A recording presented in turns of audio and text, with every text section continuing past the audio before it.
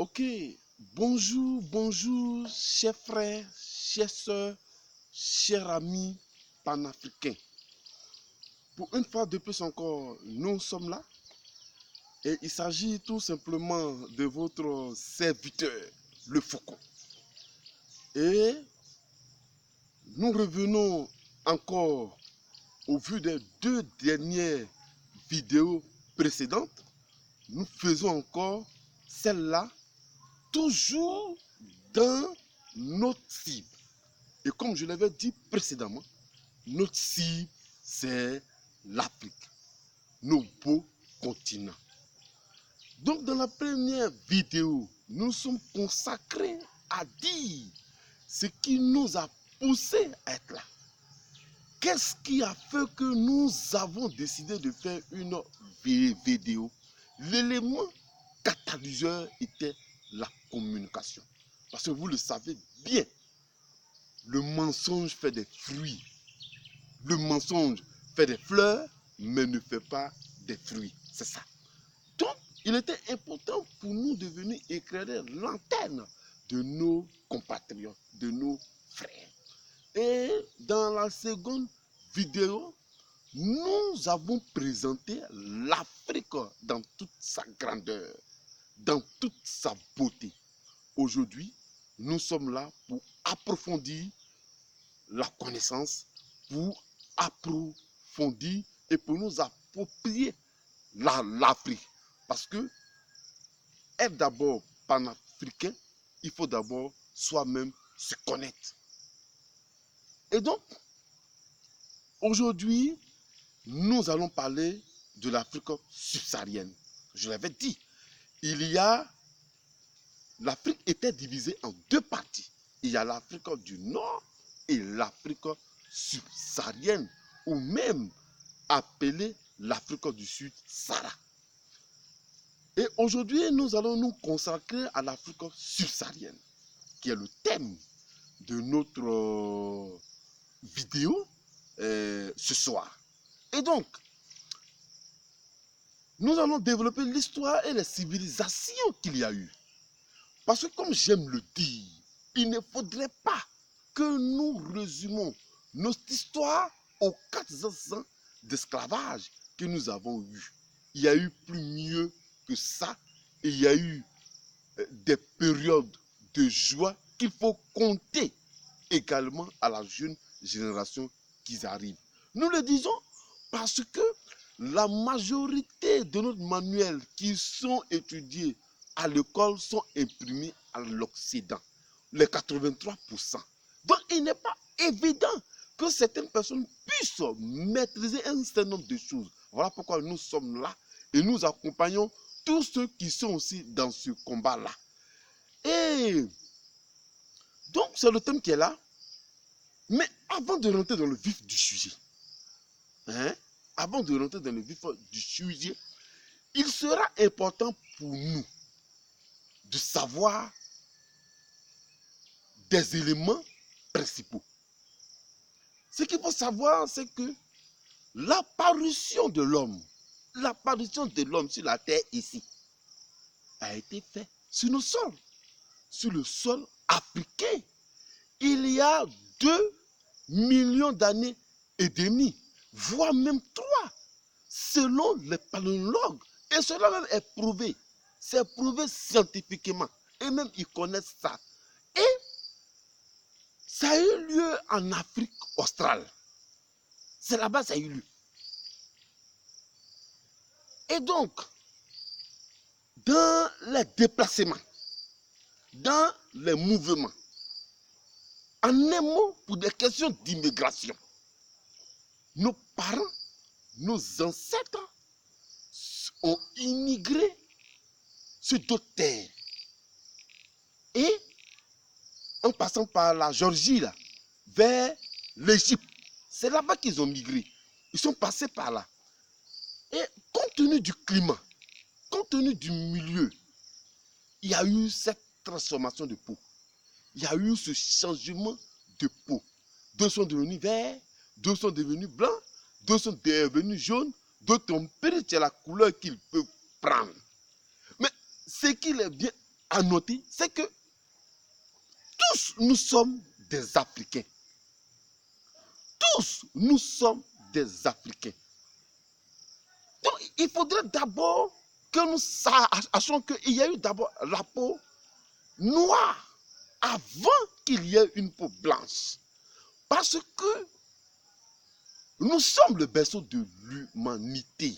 Et c'est sur nos terres qu'il y a eu la découverte des ancêtres des Homo sapiens. Voilà pourquoi on dit qu'on est le berceau. Donc il ne faudrait pas qu'à un certain moment, nous soyons vraiment, on est ce complexe d'avoir cette peau noire vis-à-vis du blanc. C'était une période, mais nous allons travailler en ce que chacun d'entre nous puisse comprendre cela. Donc, aujourd'hui, ils disent qu'eux, ils sont blancs, qu'eux, ils sont jaunes. Par moment, il nous faut savoir qu'ils sont plus supérieurs qu'à nous. Comme d'autres tu le disent, ce sont simplement des peaux qui ont été grattées par le climat et par le milieu. Mais faisons attention. Travaillons. Parce qu'un jour, ils viendront se réclamer africains lorsqu'ils n'auront plus rien. Donc, j'attire l'attention de tout le monde sur ce phénomène. Ils viendront avec des histoires qui montreront que eux, ce sont les Africains. Déjà, en ce moment-là, tout est gâté chez eux là-bas. Et ce temps est en train de venir. Dans mes précédentes vidéos, j'en ai parlé. Allez-y voir et vous verrez cela. Et c'est donc, pour rentrer dans le sujet proprement dit, l'Afrique subsaharienne, l'Afrique noire. Il y a 10 000 ans à 3 000 ans avant la venue du Christ de nos ères, les Noirs vivaient sur un sol humide, sur un sol de savane. Il y avait beau vivre, où on se nourrissait de la culture et de l'élevage. Et vous voyez même, il y avait des bœufs qui étaient sculptés sur des pierres. Et on a vu ça dans les livres d'histoire de ceux 1 et ceux 2. Ici, je parle des vieux livres. Hein. Je ne parle pas des livres de maintenant là. Donc, c'est de ça qu'il s'agit. Et donc, on vivait là pendant des décennies, pendant des millénaires. Et arrivé un certain temps, il y a eu un déclin. Le sol a commencé à être dur. Le sol a commencé à être difficile à cultiver. Et les gens ont immigré encore vers l'Afrique du Nord, d'autres dans le bouc du Niger, et d'autres sont allés en Afrique orientale. Et d'autres sont allés en Afrique orientale. Ceci dit, je vais organiser mon propos. Nous allons parler de l'Afrique orientale. Nous allons parler du bouc du Niger. Et nous allons également parler de l'Afrique australe. Parler dans un premier temps de l'Afrique orientale, c'est parler de l'Éthiopie. Parce que vous le savez bien, l'Afrique, la deuxième partie de l'Afrique était appelée par les Grecs Éthiopias. Qui disaient tout simplement des gens qui ont le visage brûlé par les rayons du soleil. J'ai bien développé ça dans la précédente vidéo. Et donc, je vous demande d'aller voir ça. Et l'Éthiopie est au centre de l'histoire de l'Afrique. Donc nous ne pouvons pas parler de l'Afrique de l'Est sans parler de l'Éthiopie. Et donc, l'Éthiopie étant au sein de l'Éthiopie, il y avait un royaume. Il y avait un royaume qu'on appelait Aksum. Aksum, son orthographe, c'est tout simplement A-S-O-U-M. Aksum était ce royaume-là, dont le souverain s'était donné au christianisme. Mais bien avant, il y avait d'abord du judaïsme. Ils étaient d'abord du judaïsme, bien avant qu'il ne soit qu'il se donne au christianisme. Mais ce royaume était sous l'emprise des civilisations. Ce royaume était sous l'emprise des civilisations, telles que la civilisation libyenne, telle que la civilisation yémène.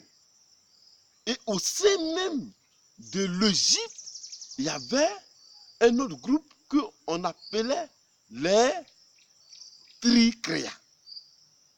Donc ce royaume-là était influencé par trois civilisations.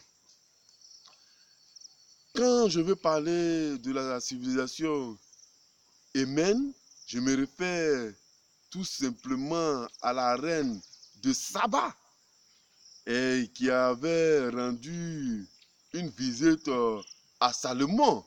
Vous savez de quoi je parle? Tu as les frères qui ont l'habitude de consulter une Bible et l'Ancien Testament, la Torah, savent de quoi je parle. Et donc, ça a été dominé sur ces influences-là pendant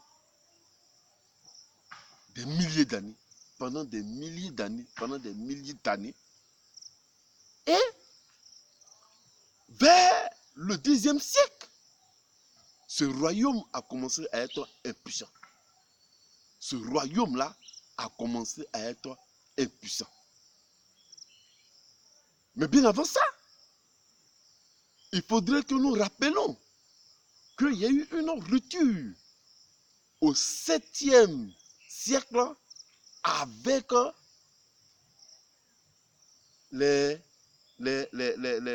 comment j'appelle ça, le Proche Orient. Et lorsque ce royaume a commencé à être faible, il y a eu la naissance d'un autre royaume qu'on appelle la Libéla.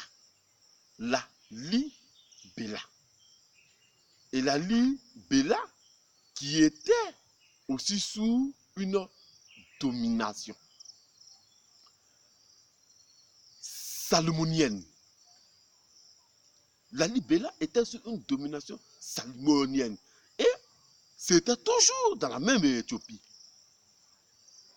Salomonienne, c'est quoi? C'était simplement Héricus qui se montrait comme descendant de la reine de Saba et de Salomon. C'est lui qui avait pris les directives, et ce qui est à noter, c'est que ça a duré jusqu'en 1970. Ils ont eu leur influence sur l'Éthiopie jusqu'en 1970, c'est-à-dire tout près ici, là, tout près là. Et